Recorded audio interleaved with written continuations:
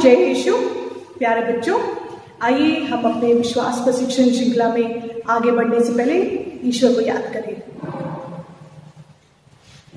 हे पिता ईश्वर, हम आपको धन्यवाद देते हैं इस सुंदर दिन के लिए और आपसे प्राप्त सभी वरदानों के लिए। हे ईश्वर, आज हम सब खुश हैं, सुरक्षित हैं सिर्फ आपकी दया से, और हम इसके लिए आपको तहे दिल से धन्यवाद देते हैं और आपकी महिमा और स्तुति करते हैं। आमीन।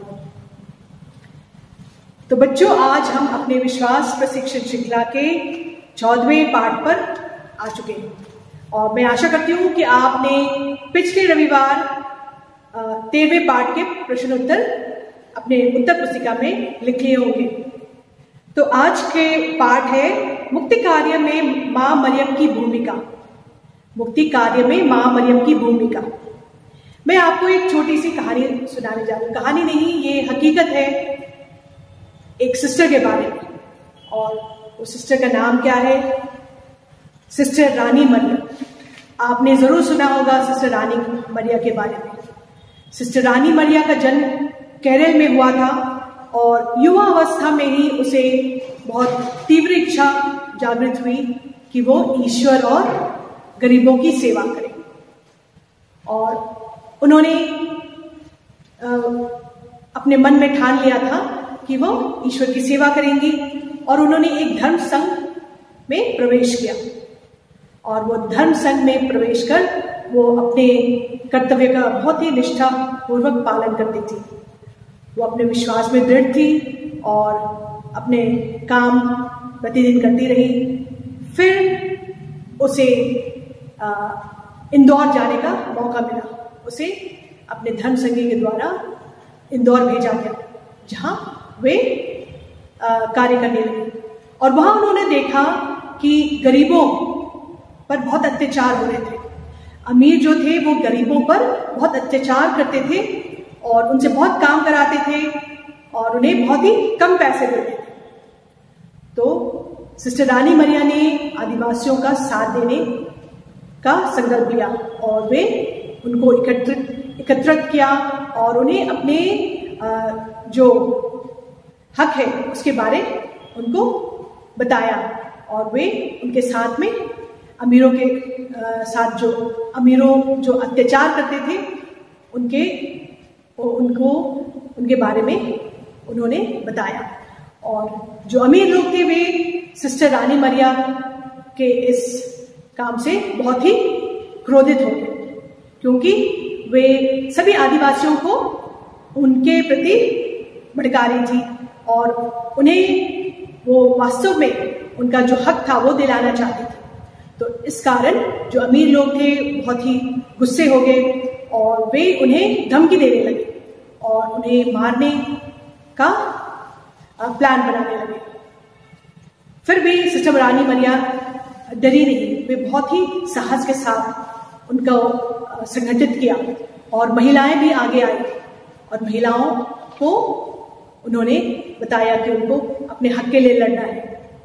और एक बार जब सिस्टर रानी मरिया बस से यात्रा कर रही थी, तब इन कट्टरपंथियों ने उन्हें मौत के घाट उतार दिया।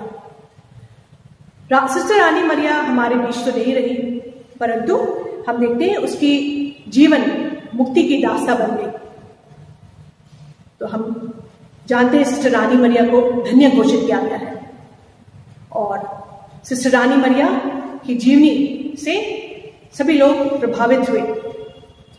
तो इसी तरह से हम देखते हैं पवित्र बाइबल में बहुत सारी महिलाओं के बारे में लिखा गया है और पुराने विधान में हम यूदित के बारे में पढ़ते हैं, उसकी साहस की कहानी, और नए विधान में माता मरियम के बारे में हम सुनते हैं।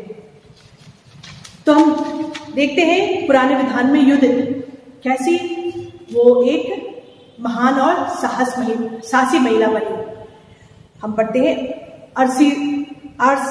असीरिया के सम्राट ने अपने कमांडर होलोफर्नेस को आदेश दिया कि वो जाकर इजराइल पर हमला करे, और वो इजराइल को चारों ओर से घेर लिया। यह देखकर इस्राएली बहुत ही भयभीत और डर गए और वे ईश्वर से प्रार्थना करने लगे, क्योंकि उनको समझ में नहीं आ रहा था वे क्या करें क्या नहीं करें। और इस दरमियान एक यूनानी महिला जिसका नाम यूदित था, वो सामने आती है और वो ईश्वर से प्रार्थना करती है कि वो उनकी सहायता करे। और वो बहुत ही होशियारी से जाती है होलोफर्नेस के पास और बहुत ही चतुराई से उनके साथ बातें करती है, और मौका देखते ही वो तलवार से उस पर वार कर देती है और उसका सर धड़ से अलग कर देती है। असीरिया की सेना जब ये जानते हैं, उनको पता चलता है कि उनका जो कमांडर है वो मर चुका है, तो वे भाग खड़े होते हैं। तो इस तरह से यूदित के साहस के कारण इस्राएली लोग मुक्त हो गए और आजाद हो गए। तो इसी तरह से हम देखते हैं नए विधान में माता मरियम भी अत्यंत ही साहसी और एक साहसी नारी के रूप में आती है, नए विधान में दिखाई पड़ती है। और उन्होंने अपने पुत्र के मुक्ति कार्य में स्वयं को समर्पित कर दिया। उनके साहस और उनकी इच्छाओं को मरियम के भजन में प्रदर्शित किया गया है। और ये हम देखते हैं संत लूकस, पवित्र ग्रंथ में संत लूकस के अध्याय 1 पद संख्या 47 से 55 में, मेरी आत्मा प्रभु का गुणगान करती है, मेरा मन अपने मुक्तिदाता ईश्वर में आनंद मनाता है, क्योंकि उसने अपनी दीन दासी पर कृपा दृष्टि की है। अब से सब पीढ़ियां मुझे धन्य कहेंगी, क्योंकि सर्वशक्तिमान ने मेरे लिए महान कार्य किए हैं। पवित्र है उसका नाम, उसकी कृपा उसके श्रद्धालु भक्तों पर पीढ़ी दर पीढ़ी बनी रहती है। उसने अपना बाहुबल प्रदर्शित किया है, उसने घमंडियों को तितर बितर कर दिया, उसने शक्तिशालियों को उनके आसनों से गिरा दिया और दीनों को महान बना दिया है। उसने दरिद्रों को संपन्न किया और धनियों को खाली हाथ लौटा दिया है। इब्राहिम और उनके वंश के प्रति अपनी चिरस्थायी दया को स्मरण कर उसने अपने पूर्वजों के प्रति अपनी प्रतिज्ञा के अनुसार अपने दास इस्राएल की सुध ली है। तो ये मरिया भजन है, जो कि एक मुक्ति का भजन भी कहा जाता है। और इस भजन को हम 3 भागों में बांट सकते हैं।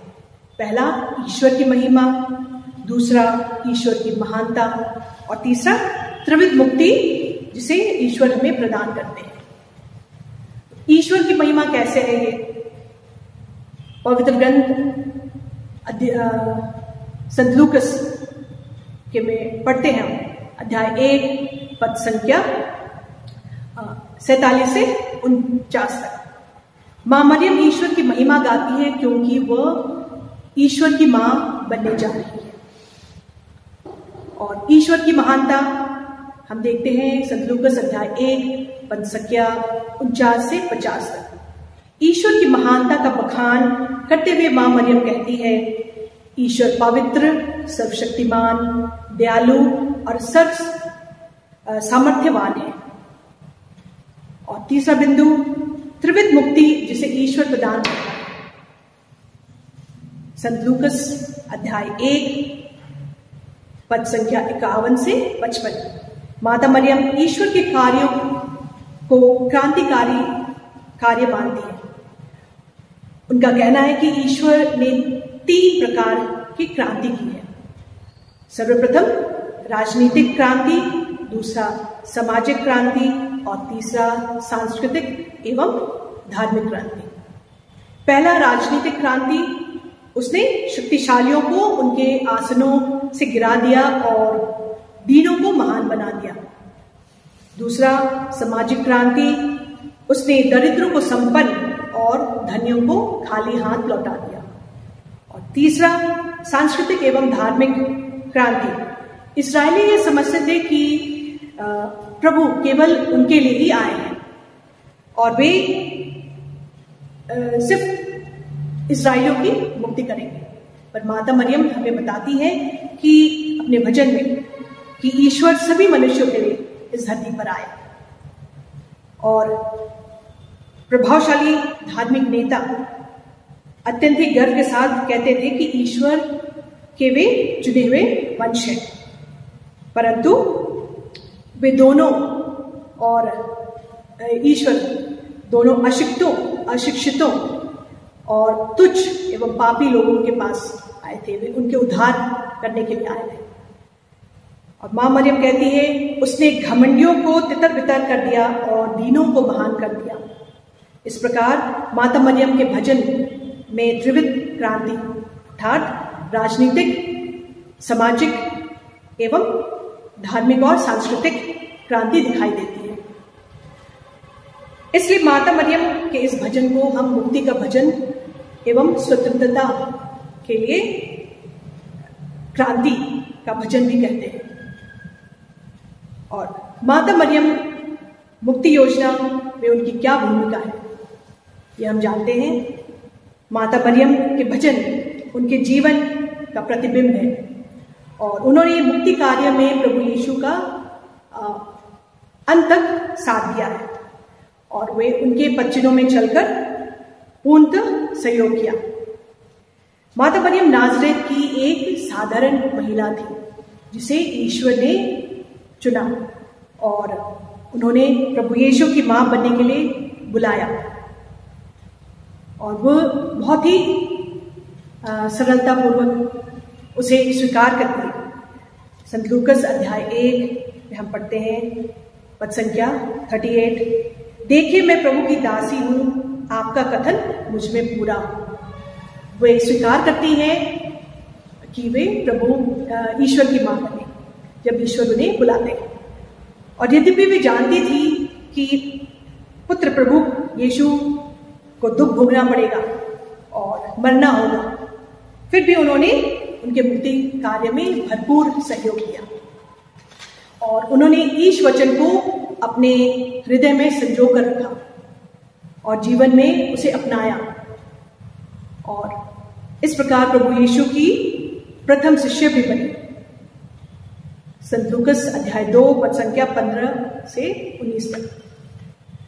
फिर हम देखते हैं मां मरियम लोगों की आवश्यकताओं को जानती थी और वे उनकी आवश्यकताओं की पूर्ति के लिए भी ईश्वर से प्रार्थना करती है। संत यूहन्ना अध्याय 2 पद संख्या 1 से 11 उन्होंने लोगों की आवश्यकताओं की पूर्ति के लिए प्रभु यीशु के साथ हाथ बटाया।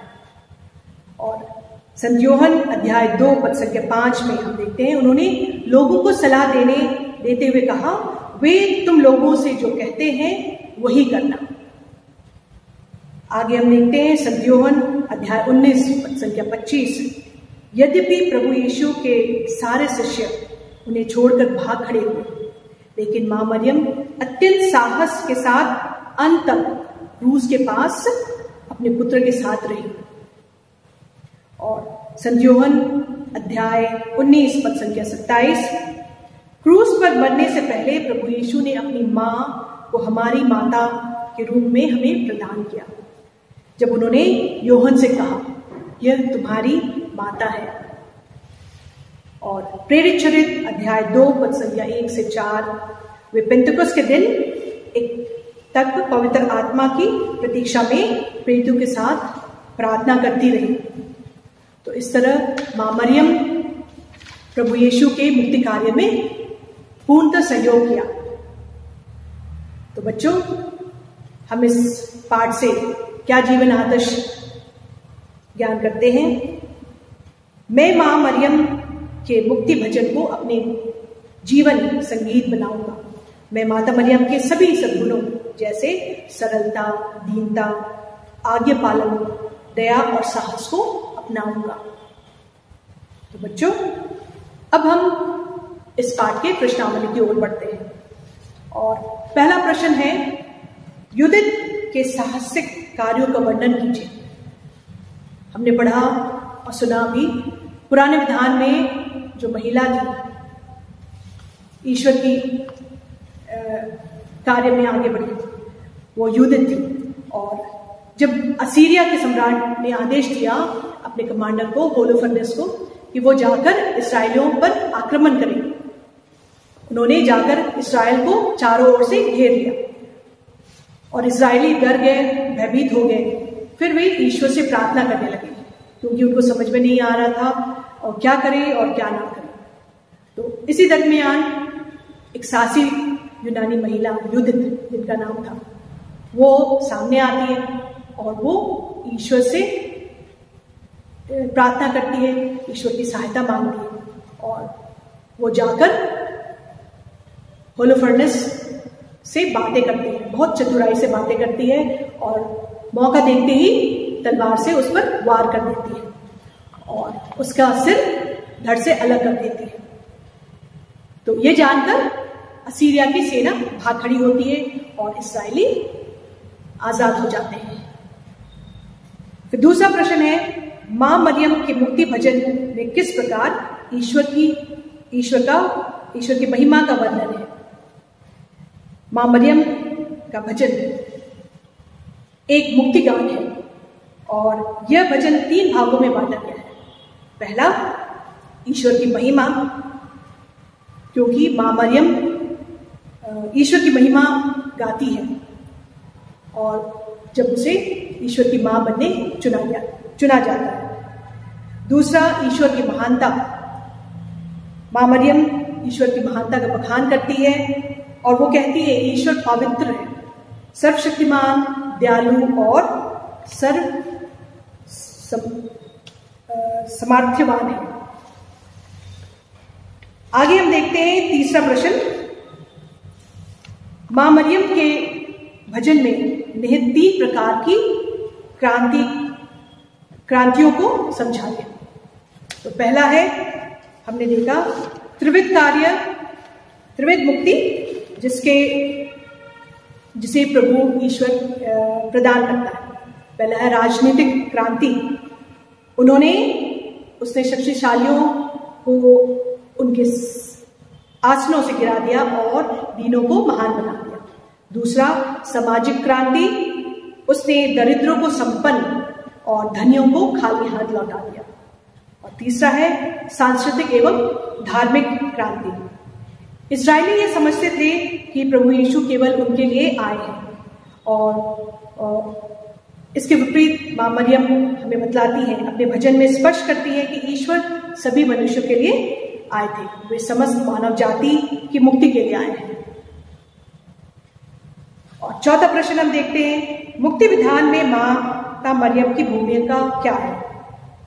माता मरियम का भजन उनके जीवन का प्रतिबिंब है और उन्होंने मुक्ति कार्य में प्रभु यीशु के वचनों पर चलते हुए उन्हें पूर्णतः सहयोग दिया।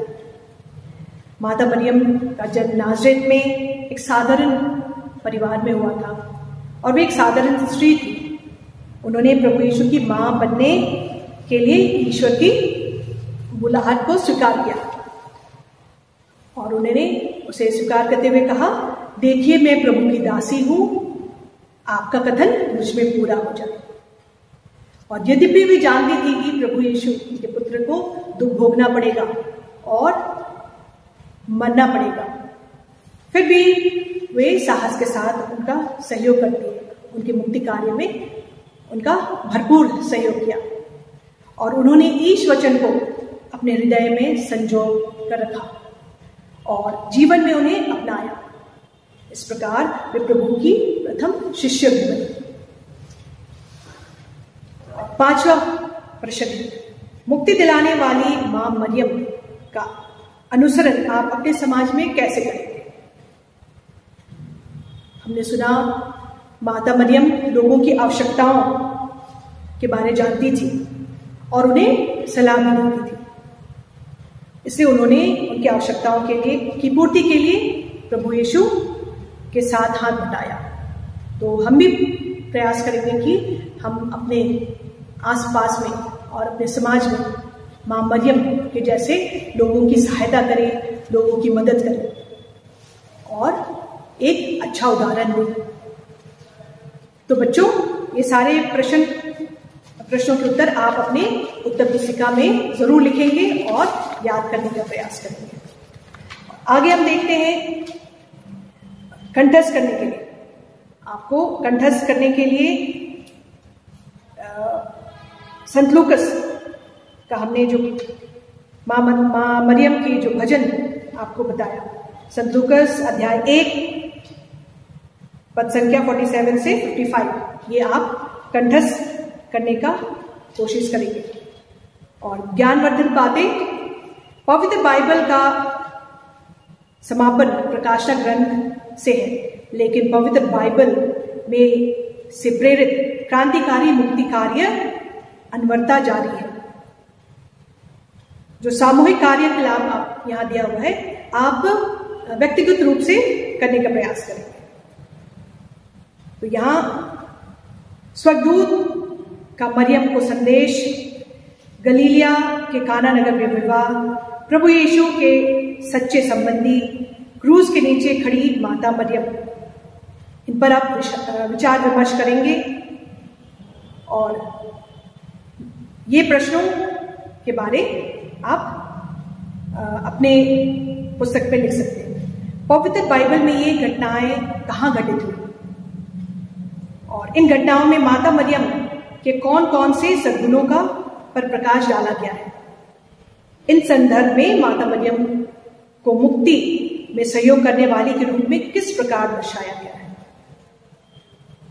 और अंत में इस पाठ से आपको क्या शिक्षा मिलती है। तो इन सभी प्रश्नों के उत्तर आप ढूंढने का प्रयास करेंगे और जरूर माता मरियम के गुणों को अपने जीवन में अपनाएंगे। तो आइए बच्चों, पाठ के अंत में हम फिर से एक छोटी सी प्रार्थना करें। हे ईश्वर, हम आपको धन्यवाद देते हैं कि आपने हमें माँ मरियम की जैसे एक माँ दिया, और हम प्रार्थना करते हैं सभी माताओं के लिए कि माँ मरियम की जैसे वे अपने परिवार का देखभाल करें, लालन पालन करें और माँ मरियम के आदर्शों में चलकर आपकी महिमा दूसरों तक पहुंचाए। आमीन।